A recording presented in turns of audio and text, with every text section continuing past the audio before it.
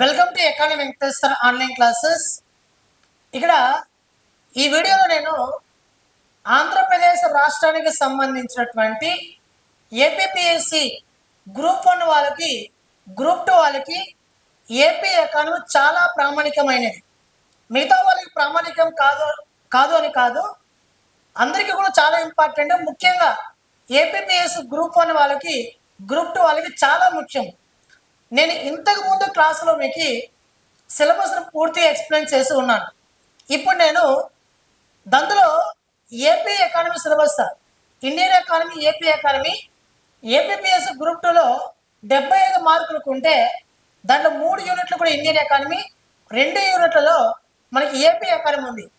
ఆ 4వ యూనిట్ ఏదైతే ఉందో, ఆ వరుస క్రమంలో 4వ యూనిట్ ఏదైతే ఉందో అంటే ఇది ఏపీ ఎకానమీ ఫస్ట్ యూనిట్, మొత్తం మీద 4వ యూనిట్. ఇండియన్ అండ్ ఏపీ ఎకానమీలో 4వ యూనిట్, ఏపీ ఎకానమీలో ఫస్ట్ యూనిట్ లో మీకు స్ట్రక్చర్ ఆఫ్ ఆంధ్రప్రదేశ్ అని ఉంటుంది. స్ట్రక్చర్ ఆఫ్ ఆంధ్రప్రదేశ్ అని ఉంటుంది. ఈ స్ట్రక్చర్ ఆఫ్ ఆంధ్రప్రదేశ్ అంటే ఏంటంటే ఆంధ్రప్రదేశ్ రాష్ట్రానికి సంబంధించి నిర్మాణం అని అర్థం. ఇప్పుడు నేను 1953 నుంచి 2014 వరకు కూడా మన ఆంధ్రప్రదేశ్ రాష్ట్రం ఏ విధంగా ఏర్పడింది, ఆంధ్రప్రదేశ్ రాష్ట్రానికి సంబంధించినటువంటి పూర్తి సమాచారం, దాని యొక్క నిర్మాణం అనేది నేను ఎక్స్ప్లెయిన్ చేస్తాను. చాలా జాగ్రత్తగా వినండి. మనము ఆంధ్ర రాష్ట్రం 1953 అక్టోబర్ 1వ తారీఖున ఏర్పాటైంది. 1953 అక్టోబర్ 1వ తారీఖున ఆంధ్ర రాష్ట్రం ఏర్పాటైంది. ఈ ఆంధ్ర రాష్ట్రం కంటే ముందుగా తెలుగు వాళ్ళందరూ కూడా మద్రాసులో కలిసి ఉండేవాళ్ళు. ఈ తెలుగు వాళ్ళందరూ కూడా మద్రాసు వాళ్ళతో కలిసి ఉన్న కారణంగా ఆ మద్రాసులో మనకి జరిగినటువంటి ఘోరమైనటువంటి ఘోరమైనటువంటి అవమానాన్ని భరించలేక తెలుగు వాళ్ళ కోసం ప్రత్యేక రాష్ట్రం ఏర్పాటు చేయండి అని చెప్పి 58 రోజుల పాటు ఆమరణ నిరాహార దీక్ష చేపట్టినటువంటి అమరజీవి శ్రీ పొట్టి శ్రీరాములు మీకు అందరూ కూడా తెలిసినదే.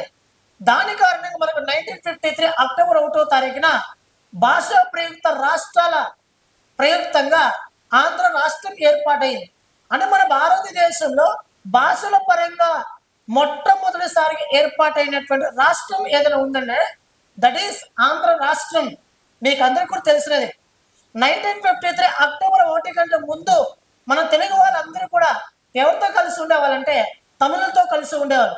ఈ తమిళులతో కలిసి ఉన్నప్పుడు మనకు జరిగినటువంటి ఘోరమైనటువంటి అవమానాన్ని భరించలేక ప్రత్యేక రాష్ట్రం కావాలని చెప్పి ఎక్కడ చూసినా బంద్ చేయడం అనేది జరిగింది.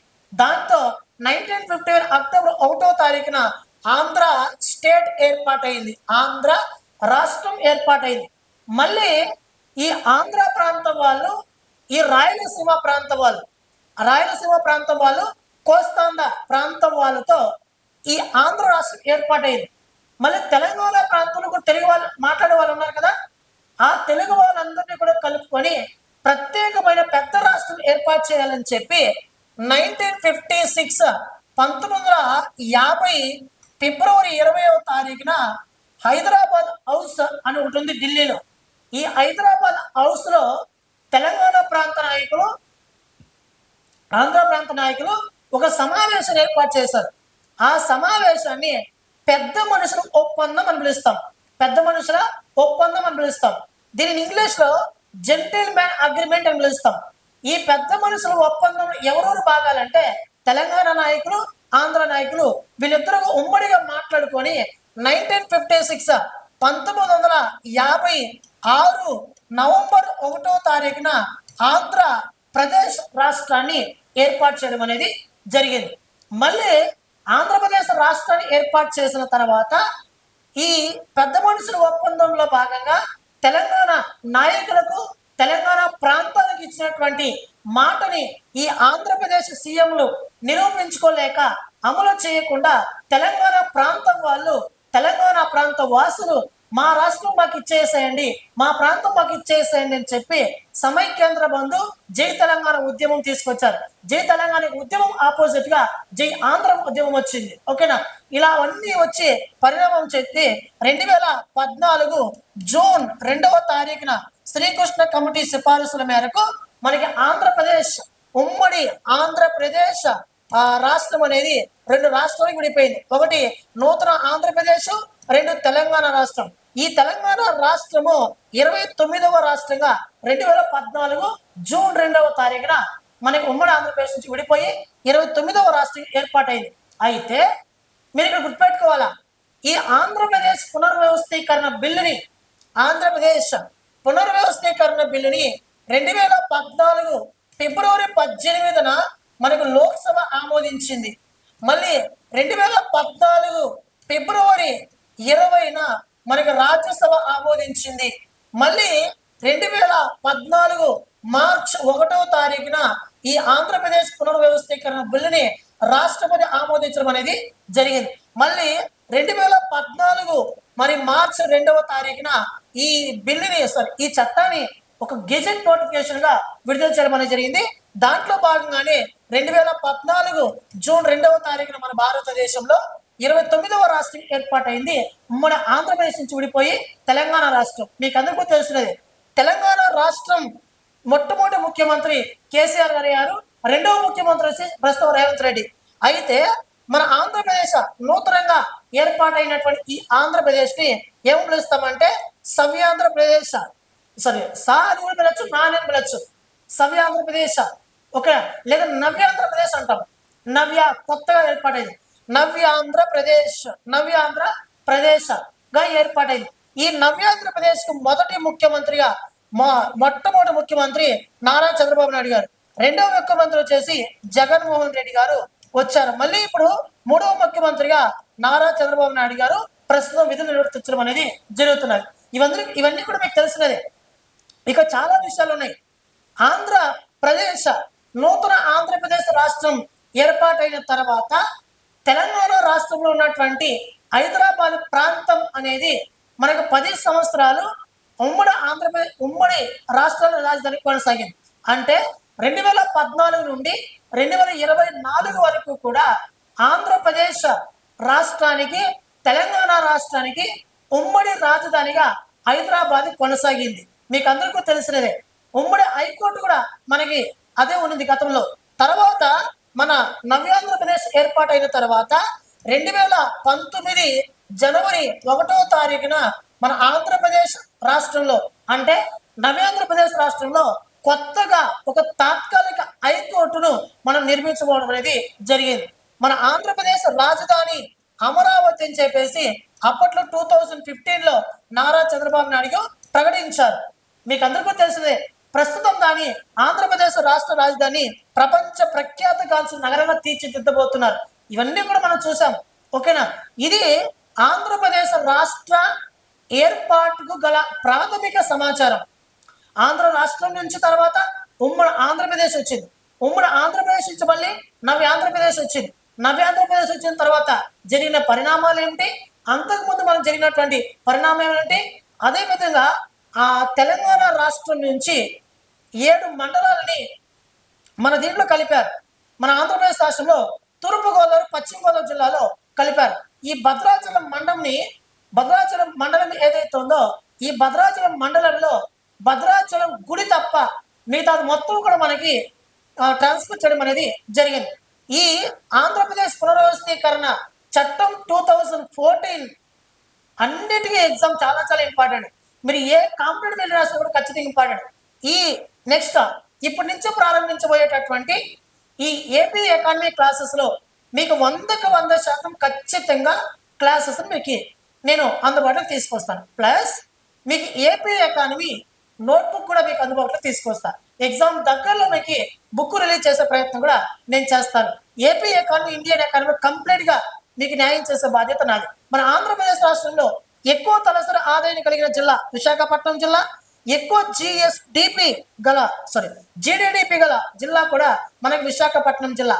ఇక విషయానికి వస్తే ఆంధ్రప్రదేశ్ రాష్ట్రం అనగానే మనకు గుర్తొచ్చేది ముఖ్యంగా అమరావతి గుర్తు రావాలా. ఈ అమరావతి ఆంధ్రప్రదేశ్ రాష్ట్రానికి ముఖ్యమైనటువంటి నగరము, మధ్యలో ఉన్నటువంటి నగరము, మధ్యస్థ నగరము అమరావతి. ఓకేనా, రైట్. ఈ అమరావతిలో మన క్వాంటమ్ వ్యాలీ, ఈ అమరావతిలో ఈ క్వాంటమ్ వ్యాలీ ఎకోసిస్టమ్ అనే దాన్ని ఏర్పాటు చేయబోతున్నారు.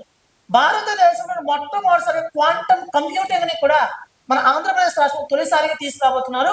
ఇక్కడే భారతదేశంలో మొట్టమొదటిసారిగా క్వాంటమ్ వ్యాలీ ఎకో సిస్టమ్ ఏర్పాటు చేసిన నగరం ఏదైనా అంటే మనకి అమరావతి నగరం.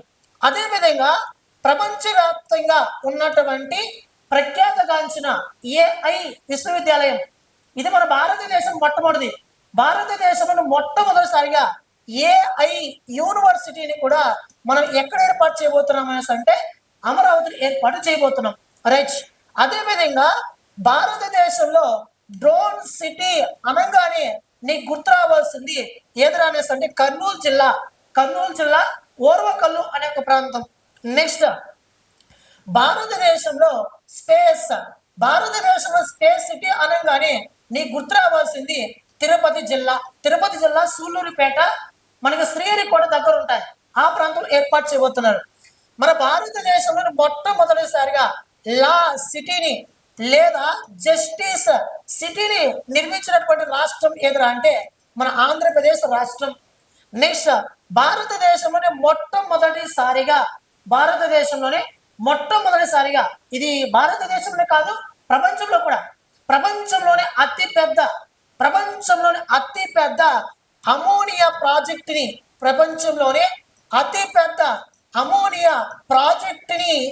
ఎక్కడ ఏర్పాటు చేశారంటే కాకినాడ ప్రాంతంలో ఏర్పాటు చేశారు.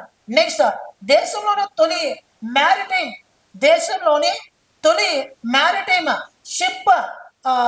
షిప్ యార్డ్కి సంబంధించి ఆంధ్రప్రదేశ్ లోనే మొట్టమొదటి, ఇది భారతదేశంలో కూడా మొట్టమొదటి. దేశంలోనే మొట్టమొదటిసారిగా మనకి మ్యారిటైమ్ షిప్ యార్డ్ సిస్టమ్ కు సంబంధించినటువంటి ప్రత్యేకమైన సెంటర్ని మొన్న జువ్వెల దిన్నె అనే ఒక చోట దీనికి ఇటీవల శంకుస్థాపన కూడా చేశారు, మీకు అందరికీ కూడా తెలిసినదే. నెక్స్ట్ దీంతో పాటు మనకి విశాఖపట్నం ఉంది. విశాఖపట్నం అనగానే నీకు గుర్తు రావాల్సిన గూగుల్ అనమాట. ఈ గూగుల్ అనే ఒక సంస్థ గూగుల్ ఏఐ డేటా సెంటర్, విశాఖపట్నంలో గూగుల్ ఏఐ డేటా సెంటర్ ను ఏర్పాటు చేయబోతున్నారు. ప్లస్ మన భారతదేశంలో ప్రత్యేకమైనటువంటి ఏఐ నగరంగా ఈ విశాఖపట్నాన్ని తీర్చిదిద్దబోతున్నారు. నెక్స్ట్ అదేవిధంగా మనకి స్టీల్ ప్లాంట్ ఇది దేశంలోనే మొట్టమొదటి స్టీల్ ప్లాంట్ ఆర్సెల్ఆర్ మిత్తల్ అనే ఒక సంస్థ మన భారతదేశంలో మొట్టమొదటి స్టీల్ ప్లాంట్ ని అనకాపల్లి జిల్లాలో ఏర్పాటు చేయబోతున్నారు. ఎక్కడ? అనకాపల్లి జిల్లాలో ఏర్పాటు చేయబోతున్నది. అదేవిధంగా ఆంధ్రప్రదేశ్ రాష్ట్రంలో ఒక సిటీని ఏపీ ఫస్ట్ సిటీగా తీర్చిదిద్దబోతున్నారు. అది ఏ సిటీ అనేసి అంటే మనకు తిరుపతి నగరాన్ని ఏపీ ఫస్ట్ సిటీగా మన ఆంధ్రప్రదేశ్ రాష్ట్రంలో దేన్ని తీర్చిదిద్దబోతున్నారంటే మనకి తిరుపతి జిల్లాను తీర్చిదిద్దబోతున్నారు. నెక్స్ట్ అంతర్జాతీయ న్యాయ విద్యా సంస్థని ఎక్కడ ఏర్పాటు చేయబోతున్నారంటే మన ఆంధ్రప్రదేశ్ రాష్ట్రంలో అమరావతిని ఏర్పాటు చేయబోతున్నారు. దీంతో పాటు మన ఆంధ్రప్రదేశ్ రాష్ట్రం స్త్రీ శక్తి స్కీమ్ తీసుకొచ్చింది.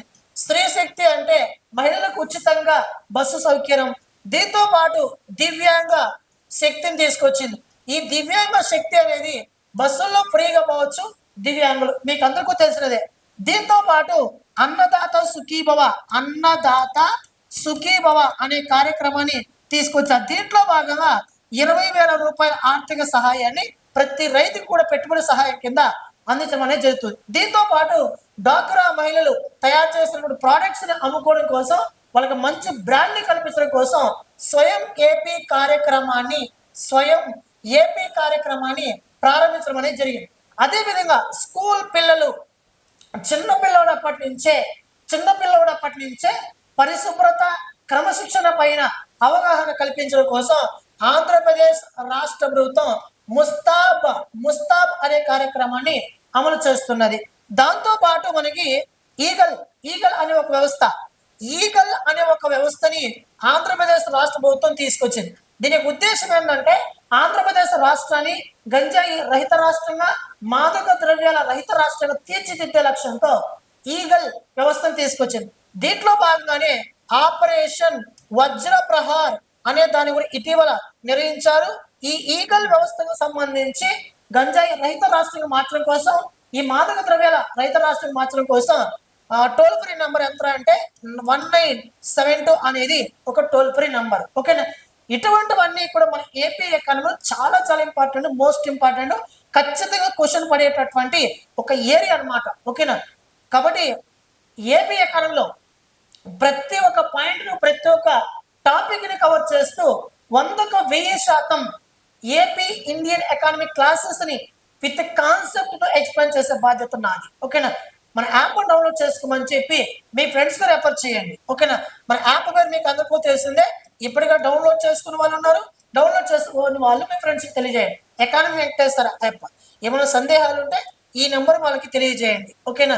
నేను డైరెక్ట్ వాళ్ళతో మాట్లాడే ప్రయత్నం చేస్తాను. ఓకేనా? థ్యాంక్ యూ మిత్రమా, థ్యాంక్ యూ సో మచ్. రేపటి నుంచి ఏపీ ఎకానమీ క్లాసెస్ ని మనం యాప్ లో చూద్దాం. ఓకేనా? థ్యాంక్ యూ మిత్రమా, థ్యాంక్ యూ సో మచ్.